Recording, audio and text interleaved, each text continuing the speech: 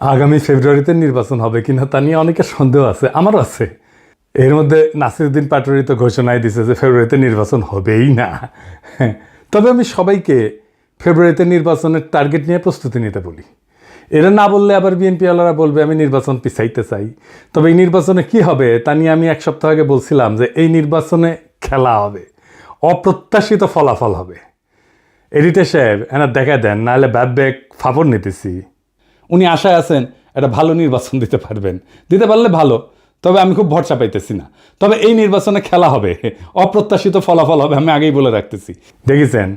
আর আল্লাহর কি কাম, এটা নতুন জরিপ আসিছে। আসেন আমরা আগে সেই জরিপের ফলাফলটা দেখে আসি। 12% মানুষ বিএনপিকে ভোট দিবি বলিছে, 10.4% মানুষ জামাতে ইসলামীকে ভোট দেবে বলিছে, মানে 10.5% মানুষ। 7.3% মানুষ আওয়ামী লীগকে ভোট দেবে বলিছে, এবং 2.8% মানুষ, মানে প্রায় 3%-এর মতো মানুষ এনসিপিকে ভোট দিবে।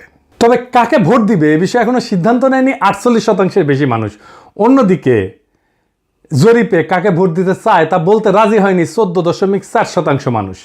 এটা BRAC Institute of Governance and Development BIGDর একটা জরিপ। 8 মাস আগে গত অক্টোবর মাসে একই প্রশ্ন করা হয়েছিল এবং এরাই এই স্টাডিটা করছিল। সেখানে 16.30% মানুষ বিএনপিকে ভোট দিতে চাইছিল। এইটা স্যার গতবার আর এইবারেরটা একটু পাশাপাশি দেখেন, তাহলে বুঝবে যে কেমন কমিছে। 11.30% মানুষ জামাতকে ভোট দিতে চাইছিল এবং 2% মানুষ এনসিপিকে ভোট দিতে চাইছিল। তার মানে জরিপ অনুযায়ী 8 মাস পরে বিএনপি এবং জামাতের ভোট কমিছে, এনসিপির সামান্য কিছু বাড়িছে। তবে 62% মানুষ এই রাজনৈতিক দলগুলোকে ভোট দেবে না, তাই না? কারণ তারা হয় বলতে রাজি হয়নি, অথবা তারা এখনো সিদ্ধান্ত নেয়নি। এরা এই 1 বছরে তাদের উপর থেকে আগের সমর্থন সরাই ফেলছে, আরও ফেলবে। বিএনপির জনসমর্থন, দলের জনসমর্থন 26.32% কমিছে। হে প্রভু হরিরাম কৃষ্ণ জগন্নাথ প্রেমানন্দী, ইয়া ক্যা হুয়া? এডিটর সাহেব অরিজিনালটা শুনে দেন একটু। हे प्रभु हे हरि राम कृष्ण जगन्नाथ प्रेमानंदी, ये क्या हुआ? गलाव में पानी आ गया, गामछा भी खुल गया मेरा, लेंटी ये देखिए। হ্যাঁ, সাপ্রি ইনস্টিটিউট অফ ক্রিটিক্যাল থিঙ্কিং এর হোয়াটসঅ্যাপ শাখার গলা পর্যন্ত পানি আগা। বিএনপিকে জিততে পারবে, তারা মনে করতেছে পারবে, কারণ আওয়ামী লীগের এই 7.3% ভোট তারা নিবে। কিভাবে তারা এটা নিবে, কৌশল কি? আসেন সেটা একটু বুঝে দেখি। তারা তাদের নেতাদের একটা অংশকে মুজিব, ধানমন্ডি, 32 নম্বর আওয়ামী লীগ নিষিদ্ধ করা প্রশ্নে আওয়ামী লীগের যে বয়ান সেটা ফেরি করার কাজে নামাই দিছে। আমরা জানি এই যে শেখ রুমিনুর রহমান, ফজা পাগলা, হাবিবুর রহমান হাবিব, এরা তো কেন্দ্রীয় পর্যায়ে, এমনকি জেলা পর্যায়ে, উপজেলা পর্যায়ে পর্যন্ত আওয়ামী লীগের ভোটার, বিশেষ করে হিন্দু সম্প্রদায়ের কাছে তারা একই বয়ান ফেরি করিচ্ছে। শুনেন, এটা বগুড়ার শাহ আলম সাহেব করছে। কিন্তু সংগঠন হিসেবে আওয়ামী লীগ নিষিদ্ধ চাই না। অথচ আজকে যারা বেহেশতের টিকিট দিতে চায়, জামাতের মধ্যে একটি নতুন সংগঠন করেছে হিন্দু জামাত, এটা কখনো সম্ভব? তারা এবং নতুন একটি রাজনৈতিক দল মিলে 3 দিনের ভুয়া আন্দোলন করে স্বাধীনতার নেতৃত্বকারী একটি রাজনৈতিক দল, বাংলাদেশের সবচেয়ে পুরনো একটি রাজনৈতিক দল, সেই দলকে বাংলাদেশে নিষিদ্ধ করেছে, যেটা রাজনৈতিক ভাবে সঠিক সিদ্ধান্ত হয়েছে বলে আমি বিএনপির একজন কর্মী হিসেবে মনে করি না।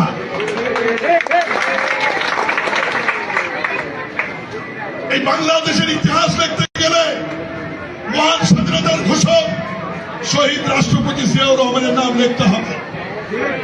এই বাংলাদেশের স্বাধীনতার ইতিহাস রচনা করতে গেলে মুক্তিযুদ্ধের নেতৃত্বকারী দল আওয়ামী লীগের তৎকালীন সভাপতি শেখ মুজিবুর রহমানকে অস্বীকার করা যাবে না।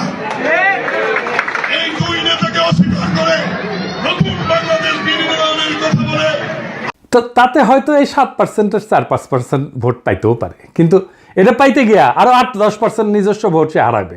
তাহলে আসলে রাষ্ট্র ক্ষমতায় কে যাবে? আপনারা বুঝতে পারতেছেন যে যারা এখনো সিদ্ধান্ত নেয়নি কাকে ভোট দেবে এবং যারা বলতে চায়নি, তারাই আসলে ঠিক করবে কারা রাষ্ট্র ক্ষমতায় যাবে। তো যাই হোক, এইটা আলোচনাটা বিস্তারিত আসার আগে বিএনপি দলটা কিভাবে ফাংশন করে সেটা একটু বুঝাই। তাইলে এই যে কেন এই রুমিনুর রহমানরা এই কাজ করে এটা বুঝতে পারবেন, এবং কিভাবে তারেক রহমানের নিরঙ্কুশ নিয়ন্ত্রণ নিশ্চিত হয় দলের মধ্যে এটা বুঝতে পারবেন। আর এই পদ্ধতিটা বিএনপির সবচেয়ে বড় দুর্বলতা। আমি এটা বিএনপির সাথে কাজ করতে করতে গিয়ে আবিষ্কার করেছি। আসেন দেখি এটা কেমন। বিএনপিতে দুইটা কাজ করে। এক, সোশ্যাল কনফ্লিক্ট, যেটা সমাজে যে দ্বন্দ্বটা আছে সেটাকে ইন্টারনালাইজ করে ফেলে, মানে সেটা নিজের ভিতরে ঢুকে ফেলে, দলের ভিতরে ঢুকে ফেলে। মানে ধরেন সমাজে আওয়ামী লীগের রাজনীতি চলবে কিনা, এটা নিয়ে একটা দ্বন্দ্ব আছে, তো সেটাকে সে দলের মধ্যে নিয়ে ফেলে। আওয়ামী লীগের রাজনীতি করা উচিত এমন একটা দল তৈরি করে নিজের দলের মধ্যে এই মত প্রচার করবে, আর তার বিপরীতে আরেকটা দল তৈরি করে যারা ভিন্ন মত প্রচার করবে। এটি হইতেছে এক্সটার্নাল কনফ্লিক্টকে ইন্টারনালাইজ করা। কি সুবিধা পায় এতে? সে মনে করে যে এক্সটার্নাল যে কনফ্লিক্ট এটা তো ম্যানেজ করা ডিফিকাল্ট, এক্সটার্নাল কনফ্লিক্টকে আমি যদি ইন্টারনাল করে ফেলি সেটাকে আমি কন্ট্রোল করতে পারবো ইজিলি, কারণ আমি তো নেতা, আমার কথা দুই পক্ষই শুনবে। তো আমি এই আলোচনাটা দলের মধ্যে থেকে করব এবং আমি এটাকে নিয়ন্ত্রণ করব। বুঝতে পারছেন? মানে সমাজের যে বিতর্ক সেটা আমি নিজের দলের ভেতরের একটা ইন্টারনাল বিতর্ক করে ফেলবো। দলের ভেতরে যদি আমি ইন্টারনাল, সমাজ তো আমার কথা শুনে না, তো দলের ভেতরে যদি আমি ইন্টারনাল কনফ্লিক্টটা নিয়ে আসি তাহলে দলের লোক সবগুলো আমার কথা শুনতে বাধ্য হবে। আর একটা বিষয় হইতেছে যে এরা একজনকে আরেকজনের পিছিয়ে লাগিয়ে দেয়। এই যে কনফ্লিক্টটা দলের ভেতরে নাই সেটা তৈরি করে। আমাকে এই যে ওয়াহিদুজ্জামান অ্যাপোলো একদিন বলে ফোন মেরা যে বিএনপির অনেক লোক বলে যে আপনি রয়ের এজেন্ট। হ্যাঁ, তার মানে কি বুঝেছেন? তো তার মানে এটাই যে শুনে হয় আমি বিব্রত হব বা সংকুচিত হব বা ভয় পাবো, এবং আমি একটা আশ্রয় খুঁজবো, এবং আমাকে এমন একটা মহাশক্তির কাছে পাঠাবে যে আমাকে আশ্রয় দেবে, অথবা সেই আশ্রয় দেবে। তার মানে বুঝেছেন তো? বা সেই বলবে আরে ব্যাপার না, আমি দেখতেছি, আমার উপরে ছেড়ে দেন। হ্যাঁ, তো সে তার দলের লোকদের উপর আনুগত্যটা কেনে, তারা এটা চাপে ফেলে ভয় দেখায় আনুগত্য আদায় করে। এটা বিএনপির কৌশল। যাই হোক, এই যে এক্সটার্নাল কনফ্লিক্টটাকে ইন্টারনালাইজ করে ফেলা, এটা তার নির্বাচনে আওয়ামী লীগের ভোট টানার একটা কৌশল। তো যাই হোক, এখন এই যে নির্বাচনী জরিপ, এটার প্র্যাকটিক্যাল ফলাফলটা কি? প্রথম ফল হইতেছে বিএনপি আগামী সরকার গঠন করতে পারছে কিনা এটা বিরাট সন্দেহের মধ্যে পড়ে গেল। ধরেন এনসিপি আর জামাত ঐক্য হইল, ওইদিকে বিএনপি নিজের ভোটের সাথে আওয়ামী লীগের ভোট আর জাপার ভোট মিলে একটা হাড্ডাহাড্ডি লড়াই হইল। তাও কি বিএনপি বা এনসিপি জামাত ক্ষমতা আসতে পারতেছে? না, পারতেছে না। কারণ 62.5% মানুষ জামাত, বিএনপি, এনসিপি কাউরে এই 62.5%-এর ভয়েস হয়ে উঠতে পারবে যারা, তারাই আগামী সরকার তৈরি করবে। তাইলে কিভাবে এটা গড়ে উঠবে? বাংলাদেশ একটা রাজনৈতিক ফ্রন্ট গড়ে উঠবে। প্রকৃতি শূন্যতা পছন্দ করে না। এই 62% মানুষের একটা ফ্রন্ট গড়ে উঠবে। এই মানুষকে ভয়েস দিতে হবে। এই ফ্রন্ট দেশের নির্বাচনে জিতে আসবে। কিভাবে? ধরেন কয়েকটা ব্রড ইস্যুতে যদি একটা ঐক্য হয়। 1 নাম্বার, বাংলাদেশে ভারতীয় আধিপত্যবাদের অবসান হবে। 2 নাম্বার, স্বাধীনতা, সার্বভৌমত্ব, জাতীয় মর্যাদা এবং আঞ্চলিক অখণ্ডতা অক্ষুণ্ণ রাখতে হবে।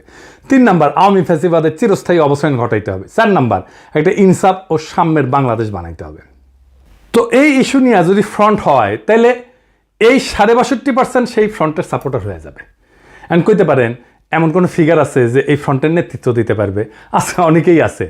আমি আজ একজনের নাম বলবো, মাহমুদুর রহমান। উনি এই ফ্রন্টের নেতৃত্ব যদি দেন সবাই ওনার পাশে এসে দাঁড়াবে। ইলিয়াস কনক, পিনাকির কথা বাদই দেন, এরা মাহমুদ ভাই আওয়াজ দিলে ঝাঁপে পড়বি। এর বাইরে হেফাজত, ইনকিলাব মঞ্চ, আপ বাংলাদেশ, এবি পার্টি, ইসলামী শাসনতন্ত্র আন্দোলন, এরা সবাই এসে দাঁড়াবে। এটাই হয়ে উঠবে রাজনীতির মেইন স্ট্রিম। এনসিপি আর জামাতের কোনো অপশন থাকবে না এই ফ্রন্টে জয়েন না কইরা। বিএনপিও আসতে পারে এই ফ্রন্টে, স্বাগত জানাই আমরা। এই ইস্যুতে ঐক্য হইলে ওয়াই নট, কিন্তু সিট যা দেব মাইনা নিতে হবে। এই ফ্রন্ট মানে বিএনপির বিরুদ্ধে যাওয়া না, কিন্তু বিএনপির বিরোধিতা করাও না, বরং অ্যান্টি ফ্যাসিস্ট, অ্যান্টি ইন্ডিয়া সমস্ত শক্তিকে একটা কমন গ্রাউন্ডে নিয়ে আসা। আমি তো চাই বিএনপির আলতাফ হোসেন চৌধুরী ভাই উনি জিতে আসেন, ইয়াংদের মধ্যে শহীদুদ্দিন চৌধুরী এনে জিতে আসুক, আমি এটা চাই। কিন্তু রুমিন ফারহানা হারুক, হাবিবুর রহমান হাবিব হারুক, ফজা পাগলা হারুক। আমি যদি ইলেকশনের আগে দেশে যেতে পারি, আমি আলতাফ ভাইয়ের এলাকায় গিয়ে ক্যাম্পেইন করে দিয়ে আসবো, যেন উনি যেতে ধানের শীষের ক্যাম্পেইন করে দিয়ে আসবো। আমার ক্যাম্পেইনের দরকার নাই ওনার জেতার জন্য, উনি এমনি জিতবেন, কিন্তু আমি যাব আমার নিজের মনের শান্তির জন্য যাব, যে আমি আলতাফ ভাইয়ের ইলেকশনে কিছু কাজ করেছিলাম। তো এই যে ফ্রন্ট, এর ফ্রন্টের সুবিধা কি হবে? এই ফ্রন্টে রাজনৈতিক দলের মাতবরি থাকবে না। রাজনৈতিক দলগুলোকে কিন্তু দেশের মানুষ পছন্দ করে না, বিশ্বাসও করে না। সেজন্য রাজনৈতিক দল অ্যান্টি হাসিনা লড়াইয়ের নেতৃত্ব দিতে পারেনি। এটা মাইনে নিতে হবে সবাইকে। এই ফ্রন্ট 2024-এর বিপ্লব যারা করছে সেই রকম একটা জনগণের ফ্রন্ট হইয়া উঠবে। রাজনৈতিক দল যা খুশি তাই করতে পারবে না। এনসিপির বালখিল্যতা, জামাতের রাজনৈতিক ভুল, অন্য ছোট দলের ন্যাশনাল ইম্প্যাক্ট তৈরি করার অক্ষমতা সব দূর হয়ে যাবে। এক নতুন আশায় দেশবাসী বুক বাঁধবে, সারা দেশে এক নতুন আশার সঞ্চার হবে। আমরা কলা গাছ যদি দাঁড় করাই দিই, বেশিরভাগ আসনে তারা জিতে আসবে। আমরা বিএনপির ট্রু ন্যাশনালিস্ট নেতাদের আসনে কোনো প্রার্থী দেব না। আমাদের মার্কা হবে বাম্বু। বাম্বুর দাবরা নিতে দেশকে আবার সঠিক রাস্তায় নিয়ে আসবো। এই 62% থেকে বাংলাদেশের আগামীর রাজনীতি উত্থিত হবে। এখন প্রশ্ন হচ্ছে, মাহমুদ ভাই কি রাজনীতিতে এভাবে আসতে রাজি হবেন? না, হবেন না। ওনারা যারা চেনেন তারা জানেন উনি হবেন না। এই ভিডিও দেখার পরে উনি আমার ফোন দিয়ে ঝাড়ি দিবেন, বলবেন এসব কি পাগলামি শুরু করিস, আমি আমার দেশ নিয়ে আসছি, আমার বয়স হয়েছে। তো যাই হোক, উনি যাই বলুক। সক্রেটিস বলছিলেন সেই নেতাই শ্রেষ্ঠ নেতা যে অনিচ্ছুক নেতা। মাহমুদ ভাই অনিচ্ছুক নেতা, তাই উনার বাংলাদেশের সেরা নেতা হওয়া সম্ভব। এইটারে বলে সিনাটাস আর্কিটাইপ। কঠিন লাগিচ্ছে হ্যাঁ কথাটা শুনে, টার্মটা শুনে, কিন্তু এটা খুব মজার ইতিহাস আছে। আসেন শুনি। উনার নাম ছিল লুসিয়াস কুইন্টিয়াস সিনসিনাটাস। 458 খ্রিস্টপূর্বাব্দে একজন রোমান সম্রাট ছিলেন তিনি। এই গল্পটা শুরু হয় একটা গভীর সংকট দিয়ে। রোমান সেনাবাহিনী কনসাল মিনুসিয়াসের অধীনে প্রতিবেশী উপজাতি ইকুইদের দ্বারা অবরুদ্ধ হয়ে পড়ে এবং ধ্বংসের মুখোমুখি হয়। রোম শহর আতঙ্কিত হইয়া যায়। এই চরম মুহূর্তে সিনেট মরিয়া হইয়া, উনি প্রাক্তন সেনাপতি ছিলেন সিনসিনাটাস, ওনাকে সম্রাট হিসাবে নিয়োগের পক্ষে ভোট দেয়। উনি তখন অবসর জীবনযাপন করেছিলেন এবং কৃষিকাজ করেছিলেন। সিনেটের একটা প্রতিনিধি দল তার ছোট খামারে পৌঁছায়, সেখানে তাকে তার জমিতে লাঙল চাষ করতেছে দেখে।